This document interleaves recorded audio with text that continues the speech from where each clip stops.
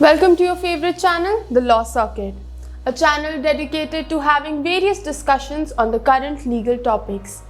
We are here to simplify legal issues for you and make it more accessible to the common man. So, ma'am, what will happen if India decides to weed out 3D in view of the 301 report? It would be quite unfortunate because 3D came with a specific purpose to weed out frivolous patents, and it has had its effect also. So there are many patents which are granted in the US and Europe, but you can't get those patents in India. So it has had a lot of benefit. So for example, you had bedaquiline, very recently. That patent was refused in India, but it was granted in many other countries. That's why we are called, the pharmacy of the world. So in India, you are able to make many drugs, many APIs. It fosters our business. We have a very huge pharmaceutical business. And, I think as a country, we need to take care of those interests as well. It is not just about USTR report. It is not just about trade sanctions. It's about the health of the public. It's about our business. So if we have a sizable business in the world with regard to pharmacy, then that's something that we should be protecting. So I would believe that completely weeding out 3D is a very bad idea, and I believe the legislature will also not do that. We'll have to see what sort of amendments, if they wish to bring in, will come. Does India not have the freedom to decide its own IPR law? We are a free country, and we have the absolute freedom to decide what sort of IPR regime we want to have in India. India is a signatory to the TRIPS, the Trade Related Intellectual Property Rights, agreement. So we have to adhere to those terms and conditions. That's an international treaty which we have signed, and we have to make sure that our laws are compliant with the TRIPS. It is not necessary for our country to be in line with exactly the same law that prevails in the US or in Europe or in UK or in any other country.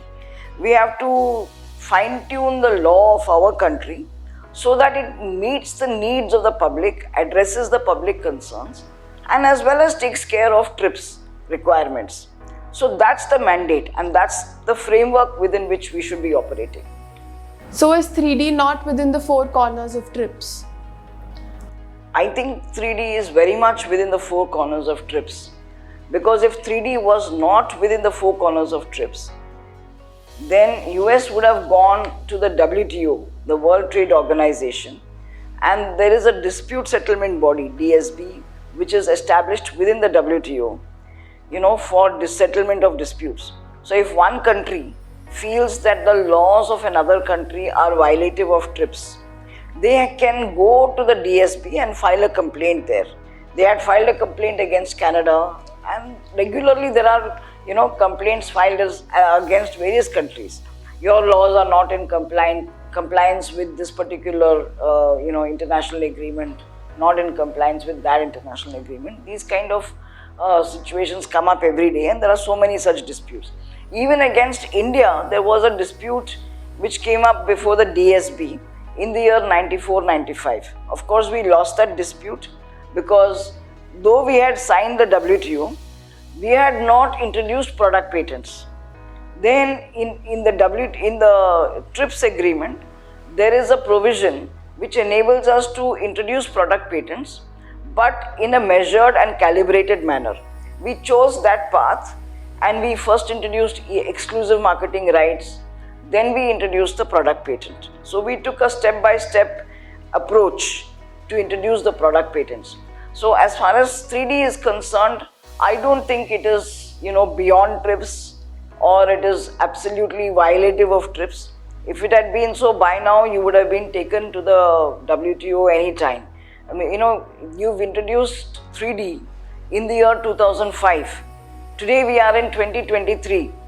So apart from few countries or few people complaining about TRIPS and the rigor that they face because of TRIPS, I don't find anyone having gone to the WTO complaining about it. So I would believe it is very much within the four corners of TRIPS.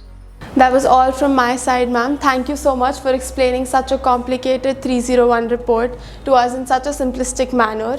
Please like, share and subscribe to our channel, The Law Circuit, as we will be repeatedly coming back with you with such latest updates. Thank you.